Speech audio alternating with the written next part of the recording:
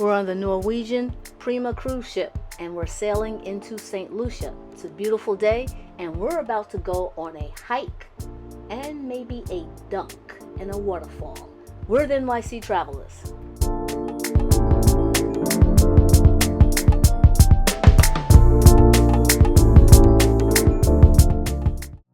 This is only our second time to St. Lucia. So this time we decided to do an excursion that was sponsored by the cruise ship. This was because in case there were any issues, we could get our money back, and if there was a problem during the excursion, the ship would wait for us and not leave us as we journeyed to the next port.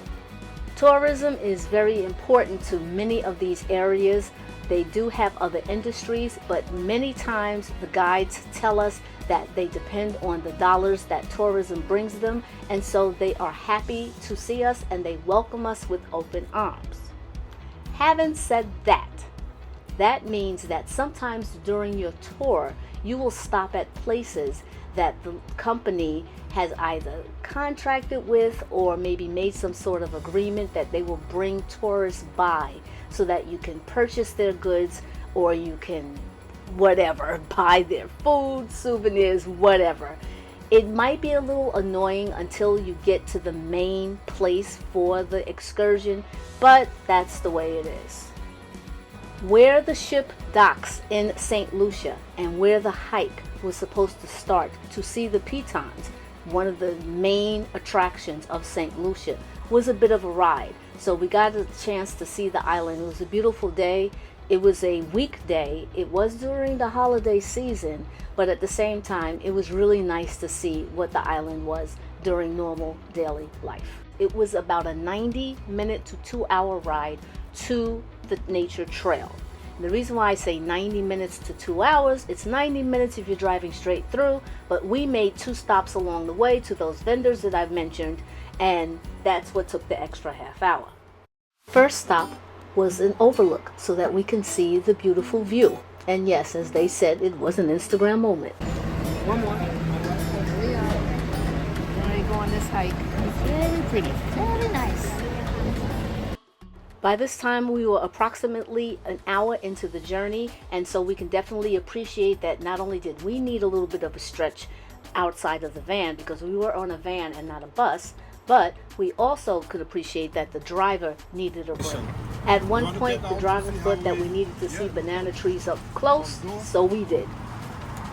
And even though I had seen banana trees before, I did learn something that I did not know about them. 9 months to bear banana, it only bear once. After you harvest, that tree will die, and you don't need to plant another one because while the tree is growing, others popping up which you call suckers. Small trees around the big trees have small ones popping up. So it will take about 3 months to harvest. If you want to plant other trees somewhere else, then you take from there and you plant it other place and it will go this way. Just keep it growing like that. The green bags are to prevent bugs, insects, and also fungus. We export our bananas to India and Europe.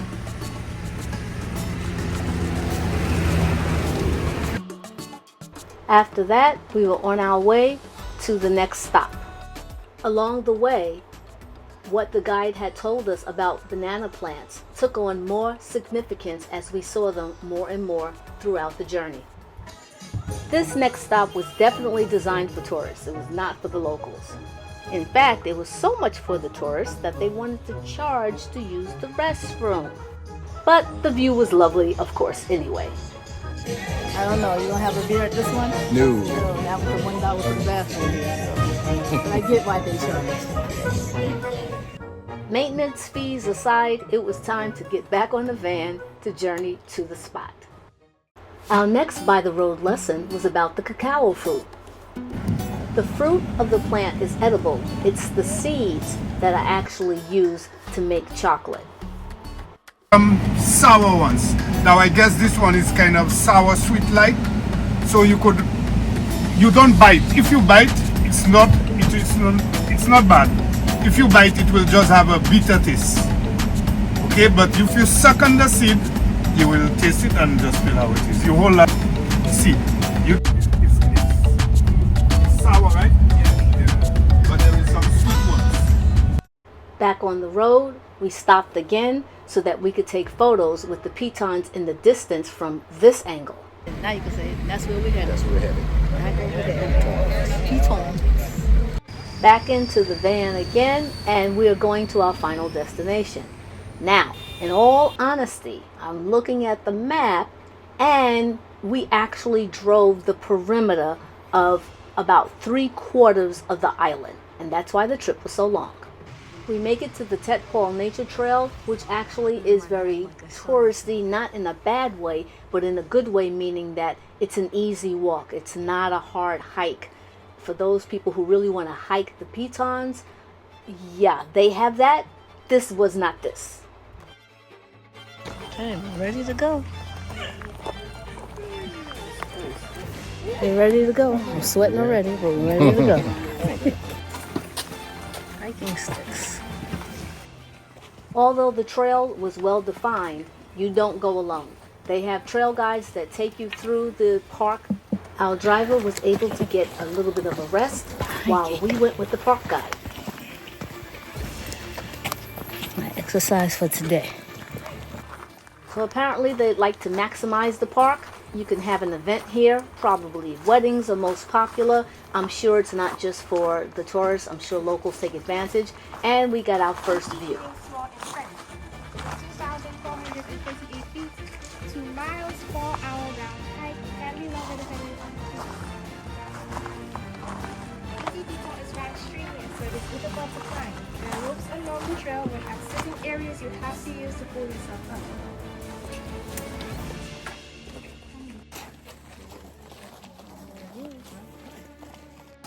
And off we go to the next site.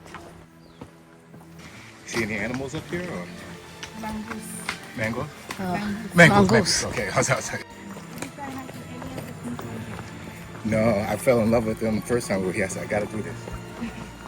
If I stayed overnight, I would, do the actual hike of the. She's like, already. I was about to say, yeah, by yourself. Shoot. But you go early in the morning. Yeah.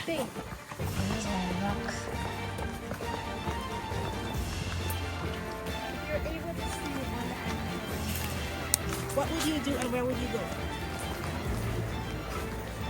You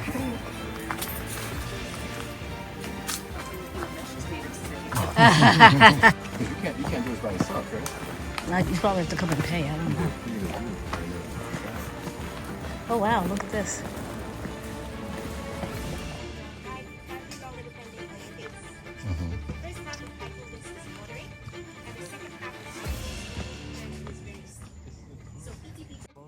So as much as we could have lingered and admired the view, it was actually time to continue the hike. We had definitely put on sunscreen and we had put on insect repellent, but honestly, it really wasn't that bad out there. Usually when I ask people if they're ready to go to heaven, they tend to question me on that.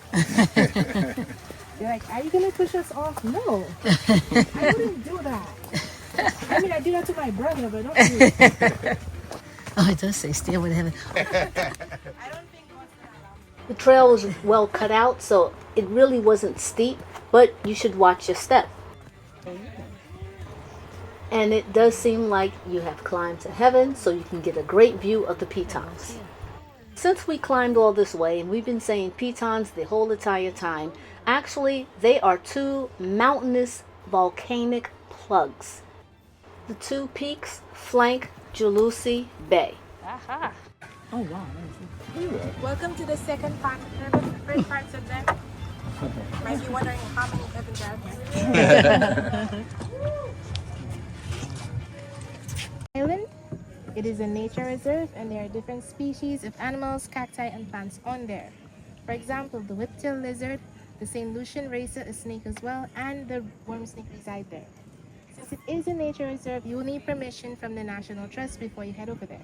However, if you do go there without permission, you can be charged and or arrested.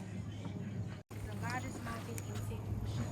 It is 950 meters, 7 to 8 hour hike. There are different species of animals and birds on there. For example, our national bird, the parrot, the Amazon vesica resides there. As well as a few different types of snakes. For example, the flamingo. Would anyone try hiking this mountain? No.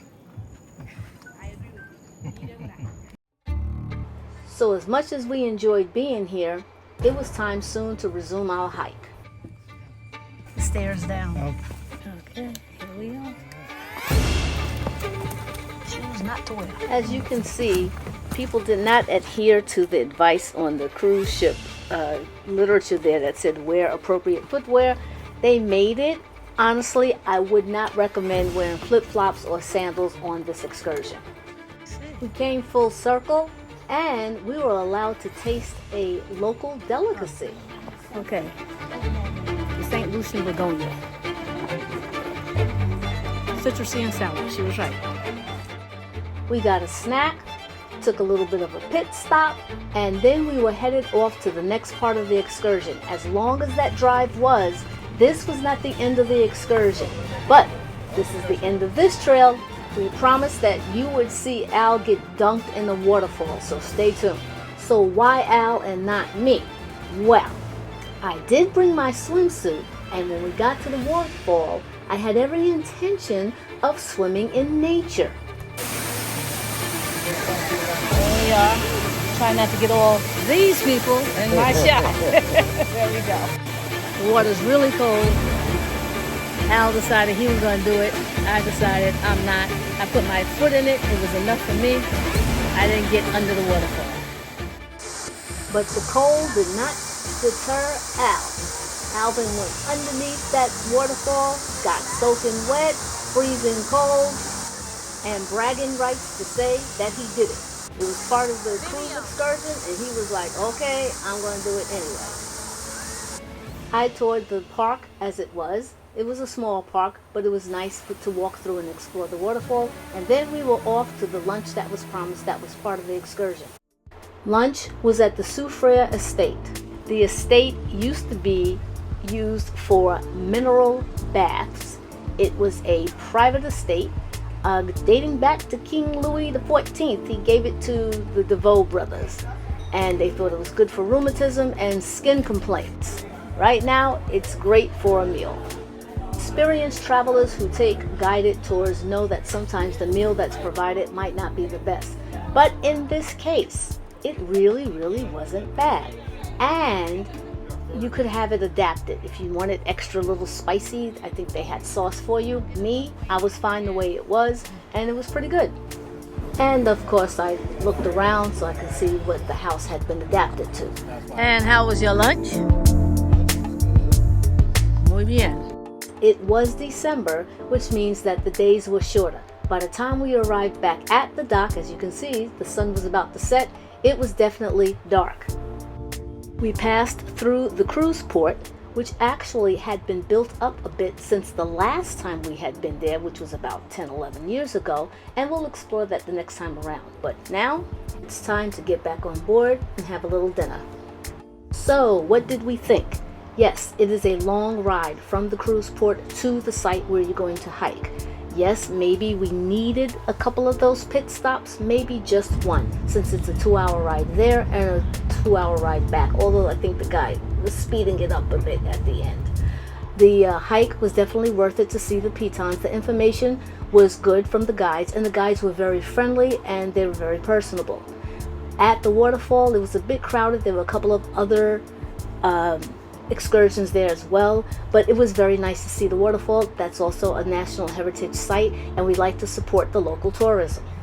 The food, as we said before, was definitely better than expected. It definitely wasn't gourmet, but it was not horrible, and you needed it because you were out all day.